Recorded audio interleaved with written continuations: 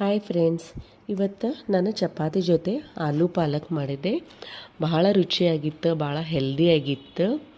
ಬರ್ರಿ ಹೆಂಗೆ ಮಾಡೋದಂತ ನೋಡ್ಕೊಂಬರೋಣ. ಇಲ್ಲೇ ನಾನು ಒಂದು ಡಬ್ರಿ ಒಳಗೆ ಬಿಸಿನೀರು ಇಟ್ಟಿದ್ದೆ. ಅದಕ್ಕೆ ಪಾಲಕ್ ಸೊಪ್ಪನ್ನ ಸ್ವಚ್ಛಗೆ ತೊಳೆದು ಒಂದು ಹಿಡಿಯಷ್ಟು ಪಾಲಕ್ನ ಒಂದು ಕುದಿಸ್ಕೊಂಡ್ಬಿಡ್ತೇನೆ.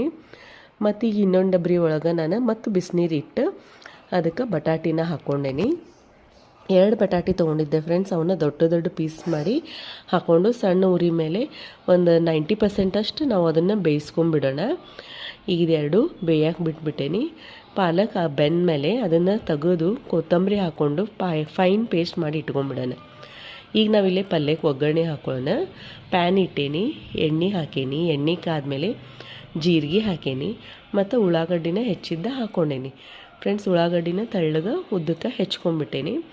ಈಗ ಇದಕ್ಕೆ ಶುಂಠಿ ಬೆಳ್ಳುಳ್ಳಿ ಪೇಸ್ಟ್, ರುಚಿಗೆ ತಕ್ಕಷ್ಟು ಹಸಿಮೆಣ್ಸಿನ್ಕಾಯಿ ಪೇಸ್ಟ್, ಅದನ್ನ ಎರಡೂ ಹಾಕ್ಕೊಂಡು ಒಂದು ಸತಿ ಚಲೋ ತಂಗ ಮಿಕ್ಸ್ ಮಾಡಿಕೊಂಡು ಈಗ ಇದಕ್ಕೆ ನಮ್ಮನ್ನೆಲ್ಲ ಬೇಸಿಕ್ ಮಸಾಲೆನ ಹಾಕ್ಕೊಂಬಿಡೋಣ.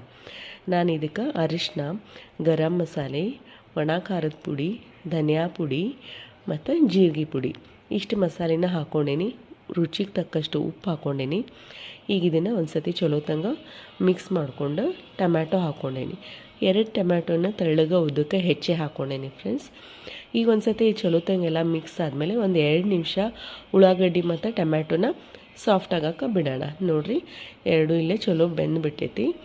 ಈಗ ಇದಕ್ಕೆ ನಾವು ಬೇಯಿಸಿಟ್ಟಿದ್ದ ಆಲೂಗಡ್ಡಿನ ಮತ್ತು ಮಿಕ್ಸರ್ನಾಗ ಇದ್ದಿದ್ದ ಪಾಲಕದ ಪೇಸ್ಟನ್ನು ಎರಡೂ ಹಾಕ್ಕೊಂಡು ಚಲೋ ತಂಗ ಮಿಕ್ಸ್ ಮಾಡ್ಕೊಂಬಿಡೋಣ ಫ್ರೆಂಡ್ಸ್.